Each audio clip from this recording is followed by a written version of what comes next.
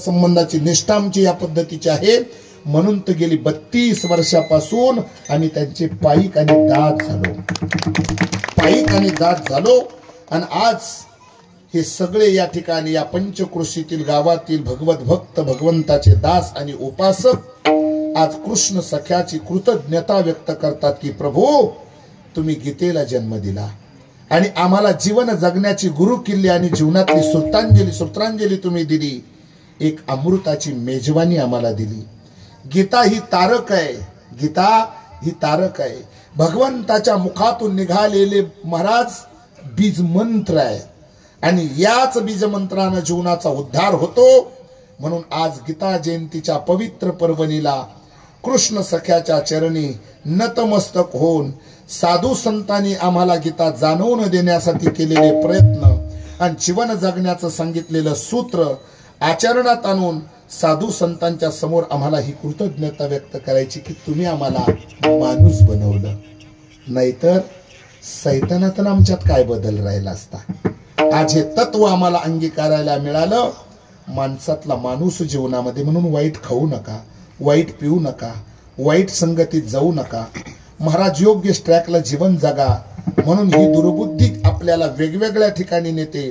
माझ्या अभंगाचा गाभाच आहे दुर्बुद्धी ते मना कदा नुपजो नारायणा। हे प्रभू ही दुर्बुद्धी माझ्यासाठी येऊ देऊ नको।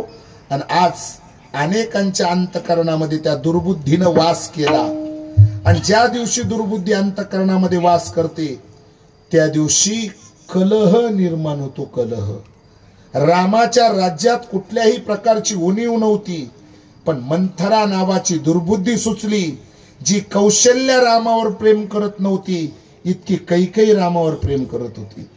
पण अंतर्यामी दुर्बुद्धी मंथरा नावाची गेली आणि रामाचा आणि कैकेयीचा वैराचार तयार झाला, आपपर भाव त्या ठिकाणी तयार झाला।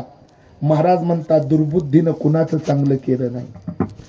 100 कौरव आणि 5 पांडव एखाद्या नातेवाईकानं जर कधी विचारलं ना किती जण भाऊ आहे, ते म्हणायचे 100 न 100 म्हणजे 5, 105। पांडवांना विचारलं तर सांगायचे किती भाऊ, 105। पण खरं सांगू, द्रौपदीच्या मनामध्ये दुर्बुद्धीनं प्रवेश केला आणि आंधळ्याची पोरं आंधळी, महाभारत घडलं। म्हणून कलहाला कारण आहे फक्त दुर्बुद्धी। विवेक बुद्धीनं देव जोडला जातो, दुर्बुद्धीनं कलह निर्माण होतो। म्हणून आपल्या या सप्ताहामध्ये अखंड प्रेम स्नेहीभाव टिकून राहावा। छोट्याशा गावातील या वाडी वस्तीवरील प्रत्येक घराघरातलं प्रेम अखंड टिकून राहावं। प्रभू या गावाच्या शिवेत दुर्बुद्धीला शिरकाव करून देऊ नको। सप्ताह आणि सप्ताहाची उंची सदबुद्धीनं अनेक प्रकारानं त्याची वृद्धी होत जाईल। दररोज अन्नदान आहे, दररोजचे अन्नदाते ठरलेले आहेत। एवढ्या समाजाला अन्नदान, सप्ताह एवढा देखना, हे कशाचं प्रतीक आहे? तुमच्या एकात्मतेचं आणि श्रद्धेचं प्रतीक आहे। बोलण्यासारखे विषय खूप आहे महाराज। मागणी कशा पद्धतीची असावी त्याच्या संबंधाने माझ्याकडे विनोदही आहेत, पण मागच्या कीर्तनामध्ये ते संबंधाने ते विनोद मी मांडले होते। 3 विनोद मागच्या वेळेस मांडले होते। आता एकही न मांडता मी अभंगाला न्याय द्यायचा प्रयत्न केला। फक्त अर्थ असाच असेल असं नाही, माझ्या कुवतीप्रमाणे मी फिरलो।